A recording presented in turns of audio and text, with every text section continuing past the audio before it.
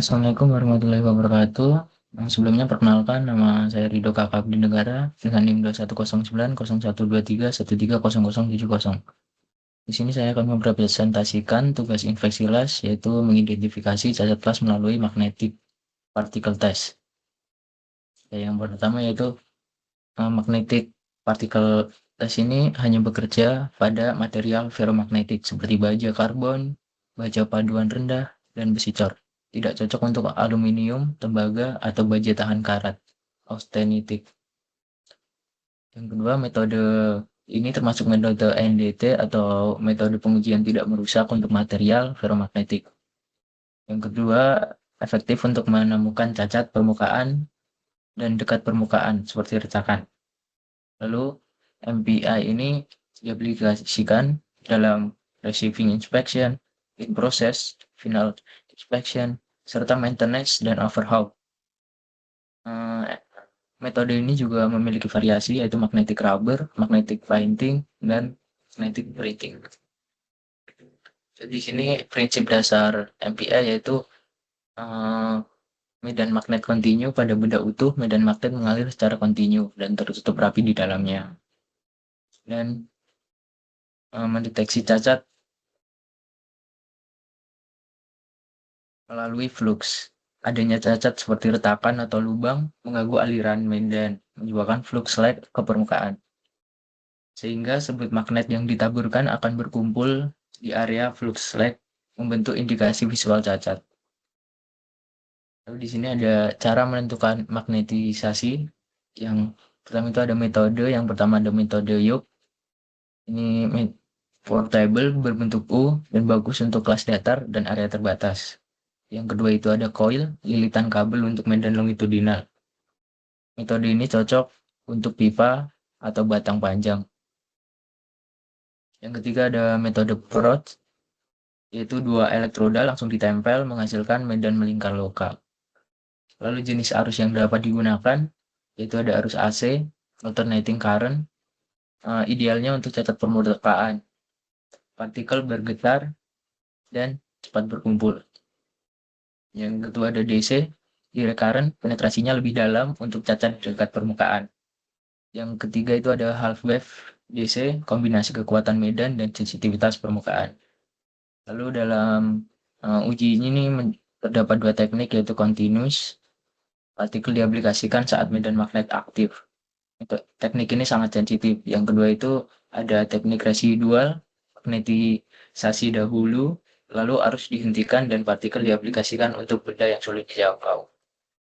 Lalu selanjutnya ada sebut magnet. Di sini ada 4 serbuk. Yang pertama itu ada dry particles, bubuk kering, praktis untuk lapangan dan kurang sensitif untuk retak halus.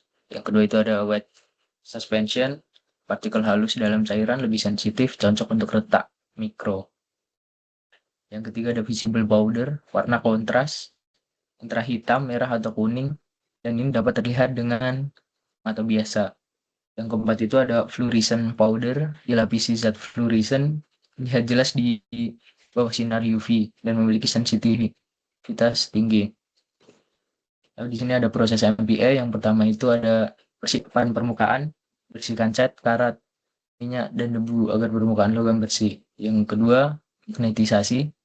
Pilih metode antara yoke, coil, atau Proth sesuai dengan benda yang akan diuji dan jenis arus yang sesuai. Yang ketiga itu aplikasikan serbuk, semprotkan serbuk magnet, dry atau wet, basah atau kering. Untuk fluorescent lakukan di ruang gelap dengan sinar UV. Yang keempat yaitu pengamatan indikasi, cari pola partikel yang berkumpul, yang menunjukkan lokasi dan bentuk cacat. Yang keempat ada yang kelima di dokumentasi, foto, berdimensi cacat, dan cacat lokasinya untuk pelaporan. Yang keempat yaitu ada demagnetisasi, hilangkan magnet sisa untuk mencegah gangguan pada proses atau material selanjutnya.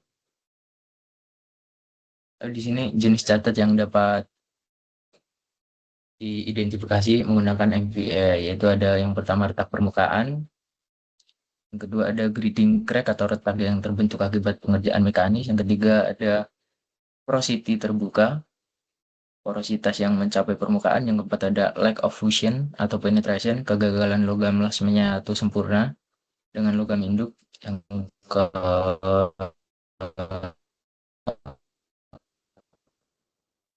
5 ada Sims Labs dan Cold Shell. Itu aplikasi materi proses pekerjaan. Bench yaitu sumber arus untuk magnetisasi komponen besar. Yang kedua ada yoke, magnet, coil, dan prods, alat untuk metode magnetisasi. Yang ketiga ada fail indikator atau voltmeter mengukur kekuatan medan magnet.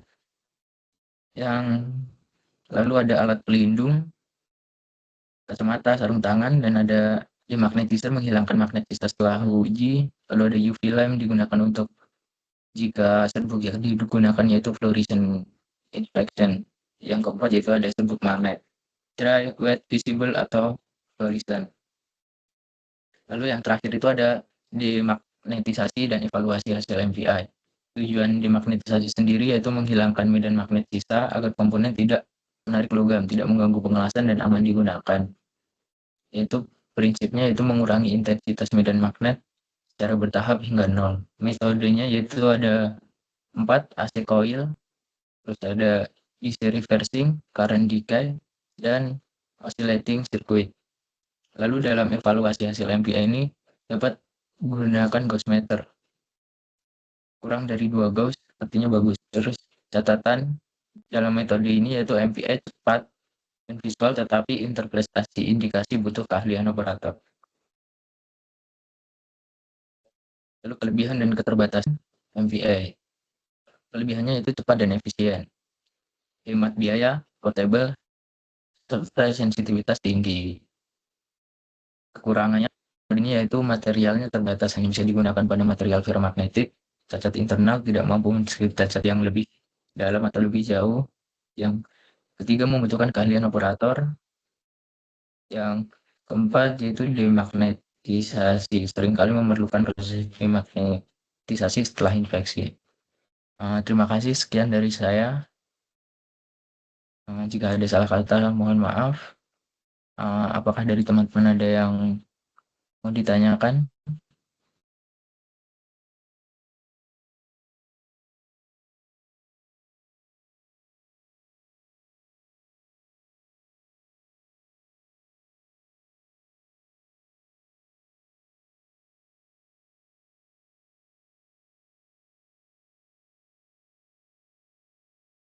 Oke, silahkan Dina.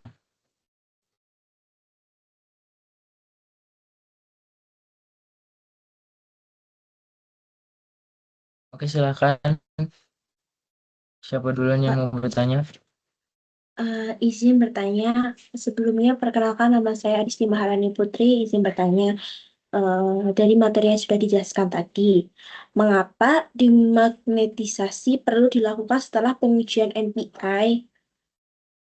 Sekian dari pertanyaan saya. Terima kasih. Jadi demagnetisasi yaitu kita menghilangkan magnetasi yang dilakukan di bahan uji setelah ujian selesai, karena magnet sisa atau residual magnet dapat menarik partikel logam, dapat mengganggu proses pengelasan berikutnya atau mempengaruhi peralatan navigasi seperti kompas pada kapal. Sekian, terima kasih. Apakah ada pertanyaan tambahan?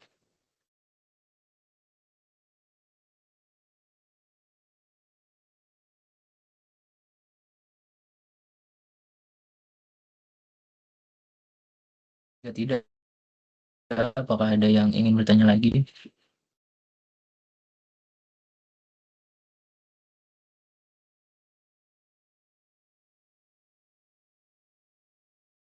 Oke, silahkan Dwi Kumala.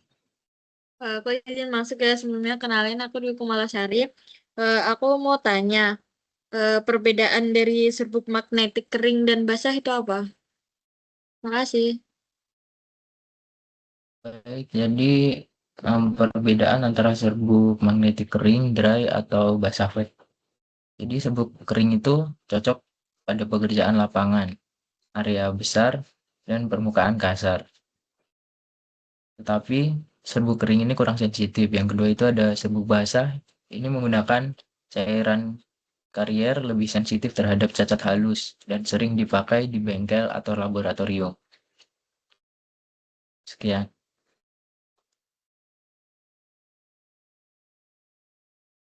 Ya, apakah ada yang mau bertanya lagi?